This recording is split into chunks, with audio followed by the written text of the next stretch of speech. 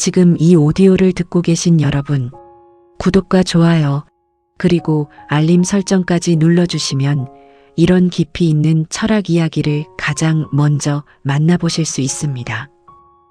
오늘 함께할 이야기는 단순한 위로가 아닙니다.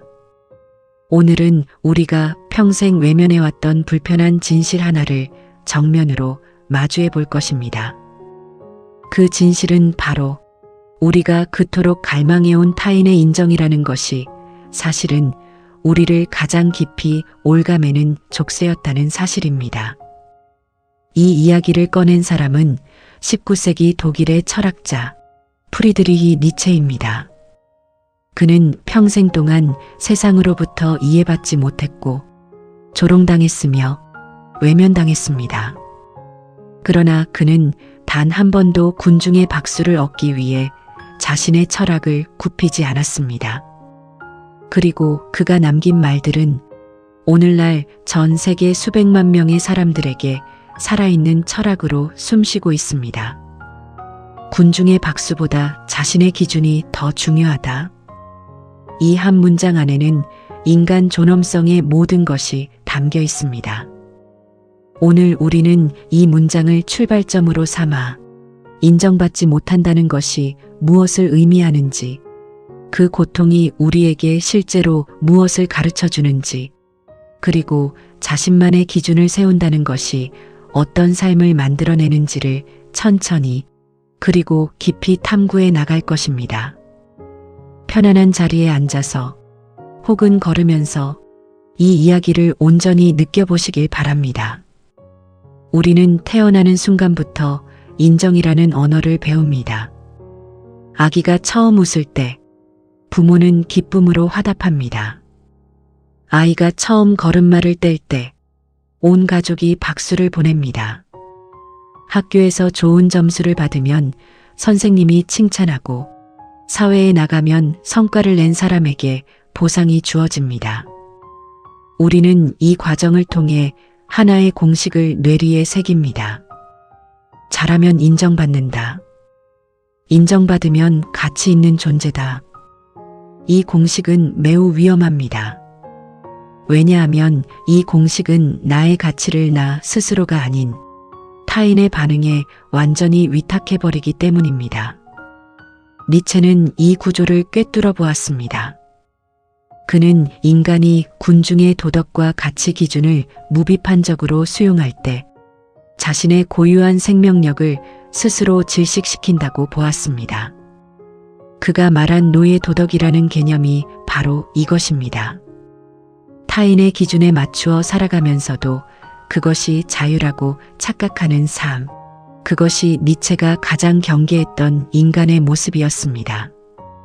인정받지 못한다는 것, 그 감각은 어떤 것입니까?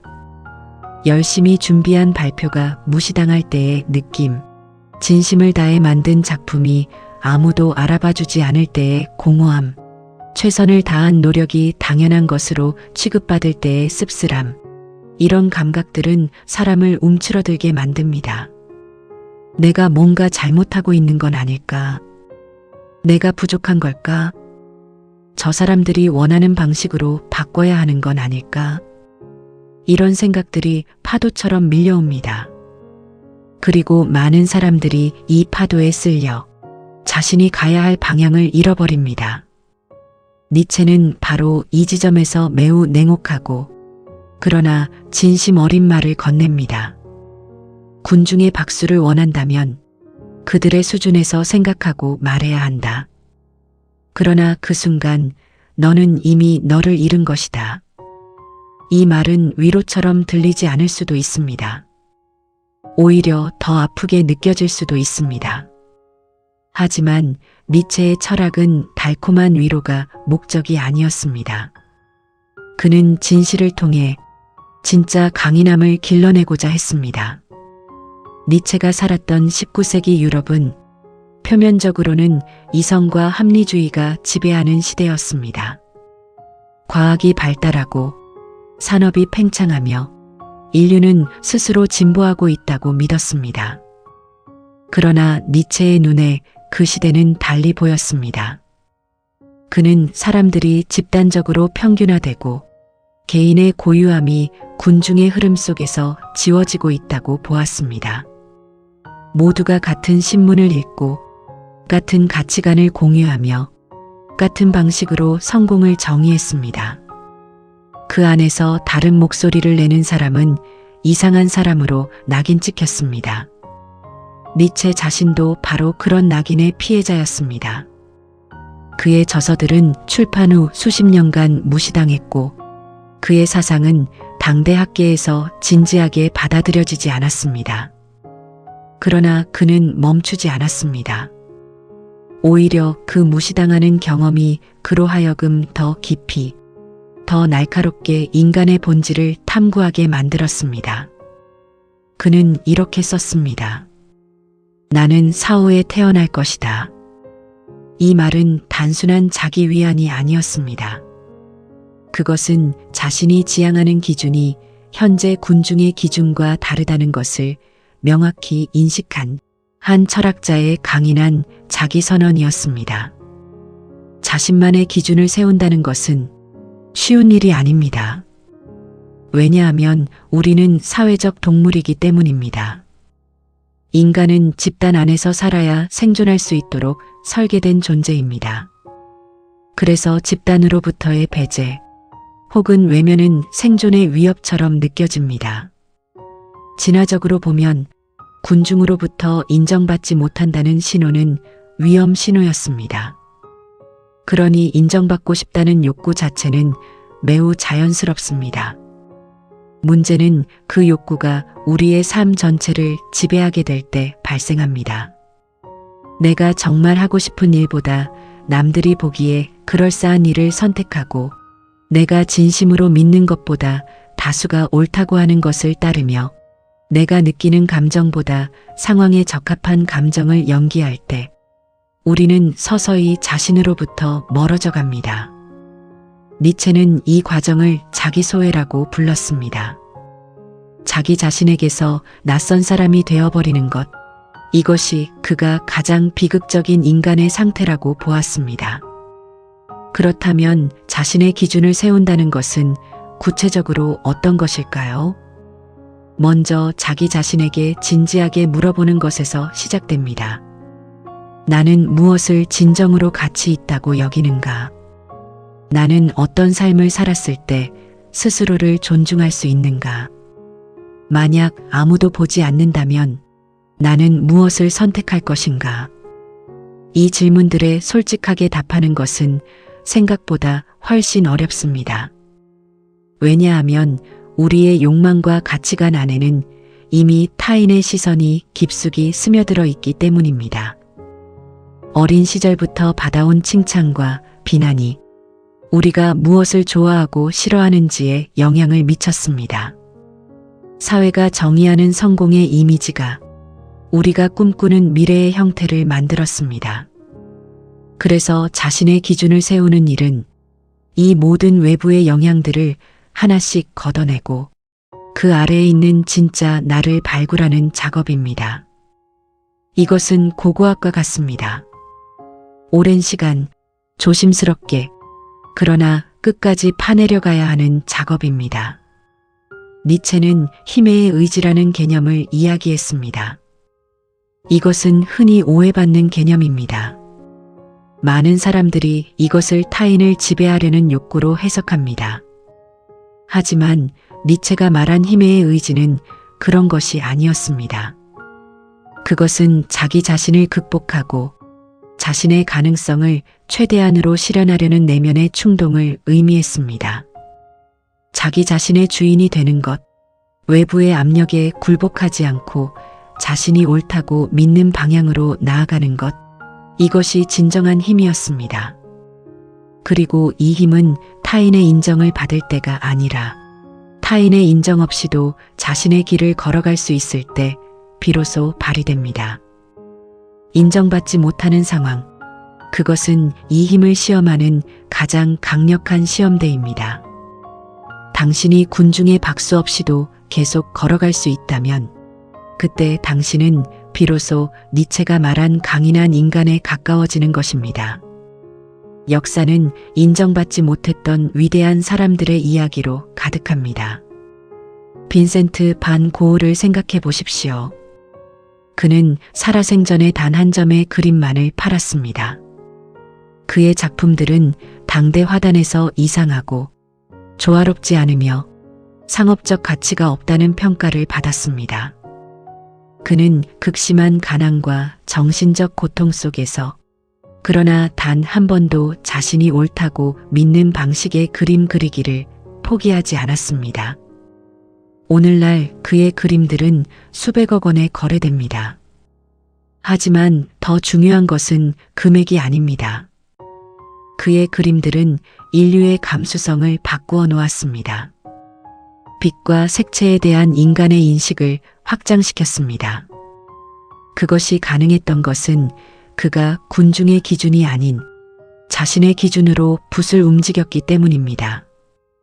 그를 당대에 인정하지 않았던 사람들은 이제 아무도 기억하지 않습니다. 그러나 고흐의 이름은 영원히 살아있습니다. 또 다른 예를 들어봅시다. 멜빌의 소설 모비딕은 출판 당시 혹독한 비판을 받았습니다. 너무 길고 구조가 이상하며 독자들이 읽기 어렵다는 이유였습니다. 멜빌은 이 소설로 인해 경력이 사실상 끝났습니다. 그는 이후 세관 직원으로 일하며 쓸쓸하게 생을 마감했습니다. 그러나 그가 죽은 지 수십 년 후 모비딕은 영어권 문학사상 가장 위대한 소설 중 하나로 재평가되었습니다. 멜빌이 당대의 독자들에게 맞추어 더 쉽고 더 단순하고 더 대중적인 소설을 썼다면 어떻게 되었을까요? 아마 그는 그 시대에 어느 정도의 인기를 얻었을지도 모릅니다. 하지만 오늘날 그의 이름을 아는 사람은 아무도 없었을 것입니다. 인정받지 못한다는 것은 때로는 당신이 시대를 앞서가고 있다는 신호입니다. 이제 조금 더 일상적인 이야기를 해봅시다. 여러분의 삶 속에서 인정받지 못했던 순간들을 떠올려 보십시오. 직장에서 자신의 아이디어가 무시당했을 때, 관계 속에서 자신의 감정이 가볍게 여겨졌을 때, 열심히 노력한 결과가 당연시되었을 때, 이런 순간들이 우리에게 어떤 선택지를 제시합니까? 첫 번째 선택지는 자신을 바꾸는 것입니다. 그들이 원하는 방식으로 말하고, 그들이 기대하는 방식으로 행동하며, 그들의 기준에 자신을 맞추는 것입니다. 이 선택은 단기적으로는 마찰을 줄여줍니다. 인정을 받을 가능성이 높아집니다. 하지만 장기적으로 이 선택은 자신에 대한 배신입니다. 두 번째 선택지는 자신의 기준을 지키는 것입니다. 인정을 못 받더라도 자신이 옳다고 믿는 방향을 고수하는 것입니다. 이 선택은 단기적으로 고통스럽습니다. 외로울 수 있습니다. 하지만 이 선택만이 진정으로 자신의 삶을 사는 길입니다. 니체는 두 번째 선택지를 선택할 수 있는 사람을 강한 인간이라고 불렀습니다. 군중의 박수가 왜 위험한가에 대해 더 깊이 이야기해 봅시다. 박수는 중독성이 있습니다. 한번 박수를 받으면 또 받고 싶어집니다. 더 큰 박수, 더 많은 박수를 원하게 됩니다. 그리고 박수를 받기 위한 행동이 점점 자신의 진짜 욕구보다 우선순위를 차지하기 시작합니다. 소셜미디어 시대를 살고 있는 우리에게 이 문제는 더 심각합니다. 좋아요 수, 조회수, 팔로워 수가 실시간으로 우리의 가치를 수치화하는 시대입니다. 어떤 게시물을 올렸을 때 반응이 좋으면 우리는 무의식적으로 그와 비슷한 내용을 반복합니다. 반응이 없으면 그 방향을 버립니다. 이 과정이 반복되면 우리는 알고리즘의 취향에 맞추어 자신을 편집하는 존재가 됩니다. 니체가 오늘날을 보았다면 아마 이것이야말로 가장 정교한 형태의 노예 도덕이라고 말했을 것입니다. 알고리즘이라는 군중의 취향에 자신을 맞추며 그것을 자기 표현이라고 착각하는 삶. 그렇다면 우리는 타인의 반응을 완전히 무시해야 할까요? 그것은 니체가 의미한 바가 아닙니다. 니체는 고립을 추구하지 않았습니다. 그는 자기 자신에 대한 주권을 회복하는 것을 이야기했습니다. 차이가 있습니다. 타인의 피드백을 자신의 성장을 위한 정보로 활용하는 것과 타인의 평가를 자신의 가치를 결정하는 기준으로 삼는 것은 완전히 다른 것입니다. 전자는 지혜로운 사람의 자세입니다. 후자는 자기를 잃은 사람의 자세입니다. 비판을 들었을 때 스스로에게 물어보십시오. 이 비판이 나의 성장에 진정으로 도움이 되는가? 이 비판을 하는 사람이 내가 가는 방향을 이해하는 사람인가? 이 비판을 받아들이면 나는 더 나아지는가? 아니면 단지 그 사람이 편해지는가? 이 질문들을 통해 우리는 피드백과 군중의 압력을 구별할 수 있게 됩니다. 니체의 가장 유명한 개념 중 하나인 위버맨시, 즉 초인에 대해 이야기해 봅시다. 이 개념 역시 많은 오해를 받아왔습니다. 초인이란 초능력을 가진 사람이 아닙니다. 유전적으로 우월한 사람도 아닙니다. 초인이란 기존의 가치 체계를 비판적으로 검토하고 자신만의 새로운 가치를 창조할 수 있는 사람입니다. 즉, 군중이 정해놓은 선악의 기준, 성공의 정의, 옳고 그름의 판단에 무비판적으로 따르지 않고 스스로 사유하고 가치를 만들어 나가는 인간입니다. 이 의미에서 초인은 특별한 능력을 가진 사람이 아니라 용기 있게 자기 자신의 기준으로 살아가는 사람입니다. 그리고 우리 모두는 정도의 차이는 있지만 이 방향으로 나아갈 수 있는 가능성을 품고 있습니다. 인정받지 못하는 것과 관련하여 우리가 자주 범하는 또 다른 오류가 있습니다. 그것은 인정받지 못하는 이유를 항상 자신의 문제로 귀결시키는 것입니다. 내가 충분히 잘하지 못했으니까, 내가 더 노력했어야 했는데, 내가 표현을 잘 못한 것 같아. 물론 자기 반성은 중요합니다. 하지만 이것이 지나치면 우리는 인정받지 못하는 모든 상황의 원인을 자신에게서 찾게 됩니다. 이것은 심리학적으로 자기 비난이라고 불리는 상태로 장기적으로 자존감을 심각하게 훼손합니다. 니체는 이렇게 말합니다. 타인이 너를 이해하지 못하는 것은 때로는 그들의 한계이지 너의 실패가 아니다. 이 관점의 전환이 매우 중요합니다. 이해받지 못한다는 것이 항상 내가 잘못되었다는 신호가 아닐 수 있다는 것입니다. 그것은 내가 다르다는 신호일 수 있고 내가 앞서 있다는 신호일 수 있으며 혹은 단순히 그 사람들이 나를 이해할 준비가 되어 있지 않다는 신호일 수 있습니다. 이쯤에서 잠깐 니체 자신의 삶을 더 들여다보겠습니다. 니체는 1844년 독일의 작은 마을에서 태어났습니다. 어릴 때부터 두통과 시력 저하로 고생했고 성인이 되어서도 끊임없는 건강 문제에 시달렸습니다. 그는 24세라는 젊은 나이에 바젤 대학의 교수가 되었지만 그의 철학적 저작들은 동료 학자들에게 인정받지 못했습니다. 그의 첫 번째 주요 저서 비극의 탄생은 학계로부터 심각한 비판을 받았고 그 결과 그의 강의를 듣는 학생 수가 급감했습니다. 결국 그는 건강 악화를 이유로 교수직을 사임했지만 그 이면에는 학계로부터의 외면도 있었습니다. 이후 그는 유럽 곳곳을 떠돌며 철학을 썼습니다. 경제적으로 매우 어려운 상황 속에서 그러나 그는 매년 새로운 책을 썼습니다. 그의 주요 저작들인 차라투스트라는 이렇게 말했다.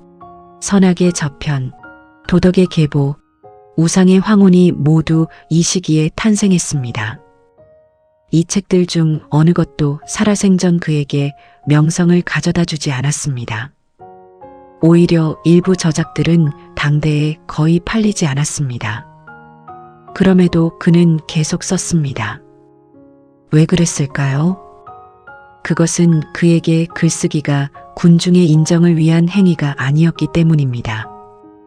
그것은 자신이 보는 진실을 세상에 남겨두고자 하는 깊은 내적 충동이었습니다. 자신의 기준으로 산다는 것은 반드시 외로운 삶을 의미하지 않습니다. 하지만 초기에는 외로움을 감수해야 할 때가 많습니다. 군중의 흐름에서 벗어나는 순간 주변의 시선이 달라집니다. 저 사람 왜 저러지? 우리랑 다르네. 좀 이상한 것 같아. 이런 반응들이 돌아올 수 있습니다. 이 외로움은 실제입니다. 무시할 수 없습니다. 니체도 이 외로움을 깊이 알았습니다. 그의 편지들에는 고독의 감정이 자주 등장합니다. 하지만 그는 이 고독을 도피해야 할 것이 아닌 직면해야 할 조건으로 받아들였습니다. 그는 이렇게 썼습니다. 고독은 나의 조국이다. 나는 이곳에서 충분히 오래 살아서 이제 이곳이 집처럼 느껴진다. 고독을 집으로 만든다는 것, 이것은 단순히 혼자 있는 것을 즐긴다는 의미가 아닙니다. 자신과의 관계를 가장 근본적인 관계로 여기고 그 관계를 끊임없이 가꾸어 나간다는 의미입니다. 자신의 기준으로 산다는 것의 또 다른 측면은 실패에 대한 태도입니다. 우리가 군중의 기준으로 살 때 실패는 수치입니다. 왜냐하면 실패는 군중에게 드러나고 군중은 그 실패를 통해 우리를 평가하기 때문입니다. 하지만 자신의 기준으로 살 때 실패는 다른 의미를 가집니다. 그것은 자신이 탐색하는 과정의 일부이고 자신의 한계를 발견하고 확장하는 경험이며 더 나은 방법을 찾아가는 여정의 한 지점입니다.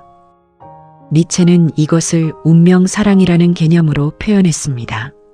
자신에게 일어나는 모든 일, 고통까지도 실패까지도 사랑하고 받아들이라는 것입니다.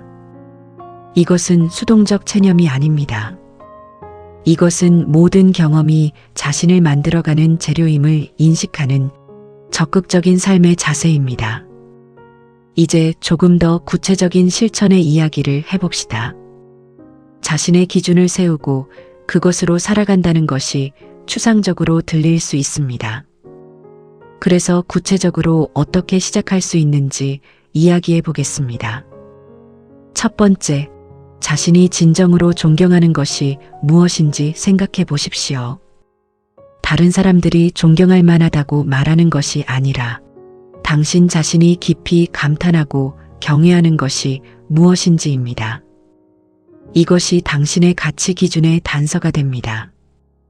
두 번째, 당신이 후회한 결정들을 돌아보십시오. 그 후회가 남들의 기준에 맞추려다 자신을 배신한 것에서 온 경우와 자신의 기준을 따랐지만 결과가 좋지 않았던 것에서 온 경우를 구별해 보십시오.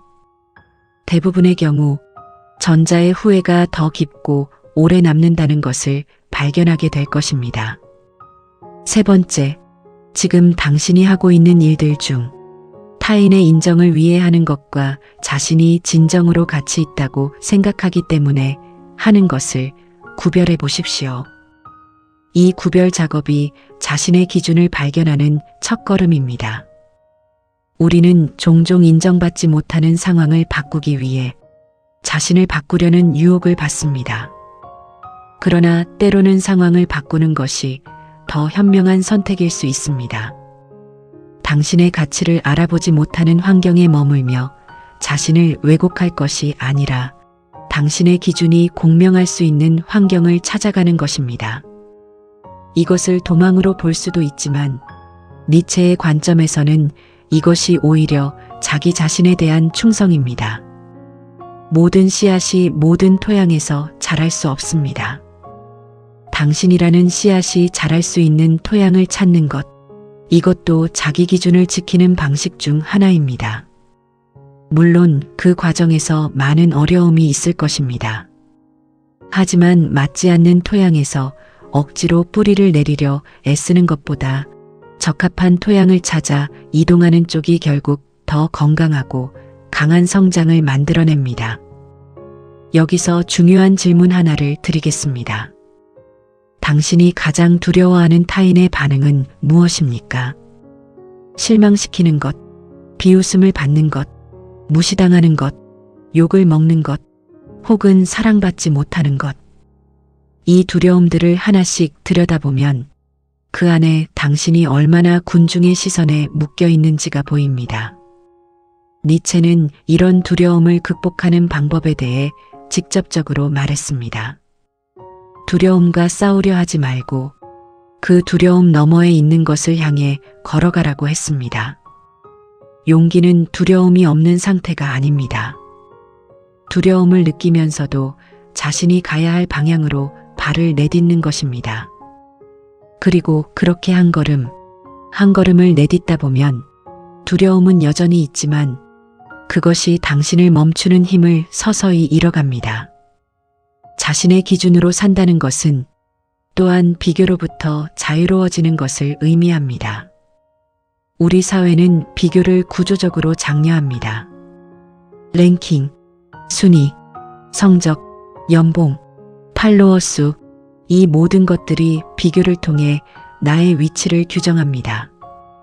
그리고 그 비교 속에서 우리는 언제나 누군가보다 부족하고 누군가보다 뒤처져 있다고 느끼게 됩니다. 이 비교의 게임에는 끝이 없습니다. 항상 더 위에 있는 누군가가 존재하기 때문입니다. 니체는 이 비교의 게임 자체를 근본적으로 거부했습니다. 그는 진정한 위대함의 척도는 타인과의 비교가 아니라 어제의 자신과의 비교에 있다고 보았습니다. 나는 어제보다 더 깊이 생각하고 있는가? 나는 어제보다 더 진정성 있게 살고 있는가? 나는 어제보다 더 나의 가능성을 향해 나아가고 있는가? 이 질문들이 진정한 성장의 척도입니다. 이제 관계에 대한 이야기를 해봅시다. 자신의 기준으로 산다는 것이 관계에 어떤 영향을 미칠까요? 처음에는 일부 관계가 소원해질 수 있습니다. 당신이 변하기 시작할 때 기존에 당신을 알던 사람들은 당혹감을 느낄 수 있습니다. 특히 당신의 수능을 기대했던 사람들, 당신의 약함을 이용했던 사람들, 혹은 당신과의 관계를 통해 자신의 가치를 확인했던 사람들에게 당신의 변화는 위협으로 느껴질 수 있습니다. 이들이 반발할 때 당신은 다시 예전으로 돌아가고 싶은 유혹을 받을 것입니다. 하지만 니체는 이렇게 말합니다. 진정으로 당신을 사랑하는 사람은 당신이 더 온전히 당신 자신이 되는 것을 기뻐한다. 군중의 박수를 원하는 관계가 아닌 당신의 성장을 함께 기뻐할 수 있는 관계. 자신의 기준으로 살기 시작할 때 이런 관계들이 더 선명하게 드러납니다. 그리고 그 관계들이 진짜 관계입니다. 자신의 기준이라는 것이 고정불변의 것은 아닙니다. 니체의 철학에서 중요한 것은 되어감의 개념입니다.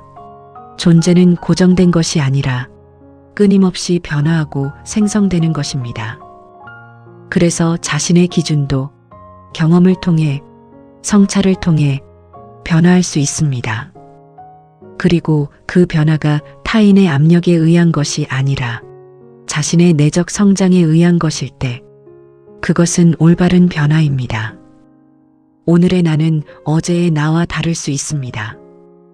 어제 옳다고 믿었던 것이 오늘은 더 넓은 시야로 보일 수 있습니다.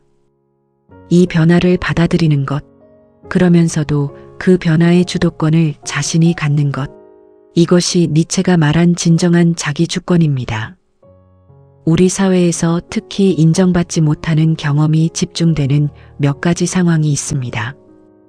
창의적인 일을 하는 사람들, 기존 질서에 의문을 제기하는 사람들, 다수가 가지 않는 길을 선택한 사람들, 자신의 감정을 솔직하게 표현하는 사람들, 이들은 종종 불편하고 이상한 존재로 여겨집니다.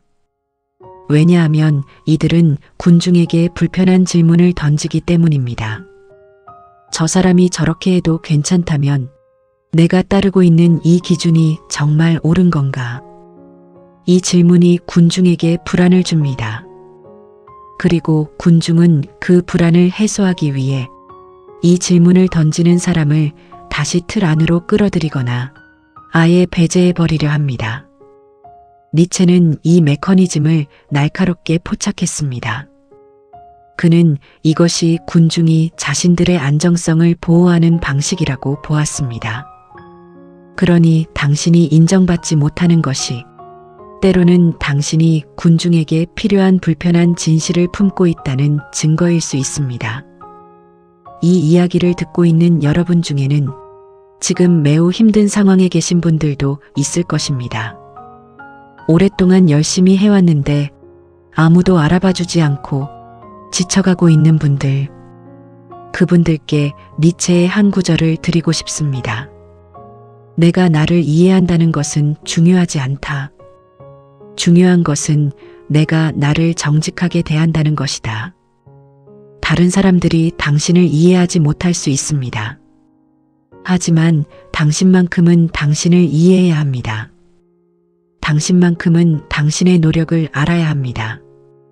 당신만큼은 당신의 고통이 헛되지 않다는 것을 알아야 합니다. 그리고 당신이 자신을 이해하고 자신에게 정직하게 살아갈 때 결국에는 그 삶이 세상에 자국을 남기게 됩니다. 언제, 어떤 방식으로인지는 모르지만 이제 영원회귀라는 니체의 또 다른 중요한 개념에 대해 이야기해 보겠습니다. 이것은 그의 가장 도발적인 사상 중 하나입니다. 니체는 묻습니다. 만약 당신의 지금 이 삶이 이 순간 이후로 무한히 반복된다면 당신은 어떻게 살겠습니까? 이것은 실제로 일어나는 일이 아닙니다. 이것은 삶의 태도를 점검하는 사고 실험입니다. 만약 지금 내가 하는 선택이 무한히 반복된다면 나는 이 선택을 할 것인가? 만약 지금 내가 살고 있는 이 방식이 영원히 반복된다면 나는 이 삶을 긍정할 수 있는가? 이 질문 앞에서 우리는 자신이 지금 타인의 기준으로 살고 있는지, 자신의 기준으로 살고 있는지를 매우 선명하게 볼 수 있게 됩니다. 타인의 박수를 위해 자신을 굽혀온 삶이 무한히 반복된다면 당신은 그것을 원하십니까? 그렇지 않다면 지금이 바꿔야 할 때입니다. 삶에서 자신의 기준을 세우고 지키는 것은 단지 개인의 행복을 위한 것만이 아닙니다. 니체는 이것이 더 넓은 의미를 가진다고 보았습니다. 자신의 기준으로 사는 사람들이 많아질수록 사회는 더 다양하고 더 창의적이며 더 진정성 있는 곳이 됩니다. 군중의 평균으로 수렴하는 사회가 아니라 각자의 고유함이 공존하는 사회가 됩니다.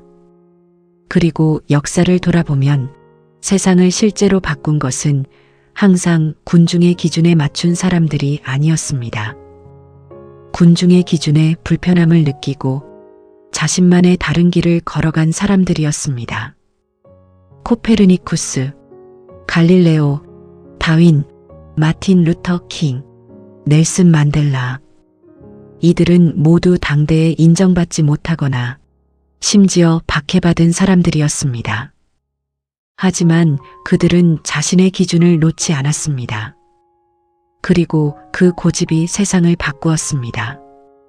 당신이 지금 인정받지 못하는 그 무언가가 언젠가 세상을 바꿀 씨앗일 수 있습니다. 물론 모든 사람이 세상을 바꾸는 위대한 인물이 되어야 하는 것은 아닙니다. 하지만 당신이 자신의 기준으로 살아가는 것, 그 자체로 이미 의미 있는 삶입니다. 한 사람이 자신의 기준으로 살아갈 때 그 삶은 주변의 누군가에게 영향을 미칩니다. 당신의 자녀, 친구, 동료, 혹은 당신을 멀리서 바라보는 누군가에게 당신이 군중의 박수 없이도 자신의 길을 걸어가는 모습이 그들도 그렇게 할 수 있다는 가능성을 열어줍니다. 이것이 니체가 말한 선물입니다. 자기 자신으로 사는 것이 세상에 줄 수 있는 가장 귀한 선물이라는 것. 이제 마지막을 향해 가면서 지금까지 우리가 나눈 이야기를 정리해 봅시다. 인정받지 못한다는 것은 고통스러운 경험입니다. 그 고통을 부정하거나 무시하는 것이 아닙니다. 그 고통은 실제하고 그것을 느끼는 것은 완전히 자연스러운 일입니다. 하지만 니체는 그 고통이 끝이 아니라 시작점이 될 수 있다고 말합니다. 인정받지 못하는 경험이 당신을 군중의 기준이라는 안락한 거짓에서 깨어나게 하고 진짜 자신이 무엇을 원하고 무엇을 가치 있게 여기는지를 탐구하게 만드는 계기가 될 수 있다는 것입니다. 그리고 그 탐구의 끝에서 발견한 자신만의 기준이 군중의 박수보다 훨씬 더 단단하고 훨씬 더 오래가며 훨씬 더 의미 있는 삶의 토대가 된다는 것입니다. 군중의 박수는 소음입니다. 크고 화려하며 일시적인 소음입니다. 그 소음이 멈추는 순간 남는 것은 아무것도 없습니다. 하지만 자신의 기준은 침묵 속에서 자랍니다. 조용히, 천천히, 하지만 뿌리 깊게. 그리고 그 뿌리 위에 세워진 삶은 어떤 폭풍이 와도 쉽게 흔들리지 않습니다. 니체는 말했습니다. 나를 죽이지 못하는 것은 나를 더 강하게 만든다. 인정받지 못한다는 경험이 당신을 죽이지 않았다면 그것은 당신을 더 강하게 만들고 있는 것입니다. 그 강함을 느끼십시오. 오늘 우리가 나눈 이야기의 핵심을 한 문장으로 줄인다면 이렇습니다. 군중이 당신을 알아보지 못하는 것이 당신의 가치를 결정하지 않는다. 당신의 가치는 당신 자신이 얼마나 자신의 기준으로 온전히 살아가는지에 의해 결정된다.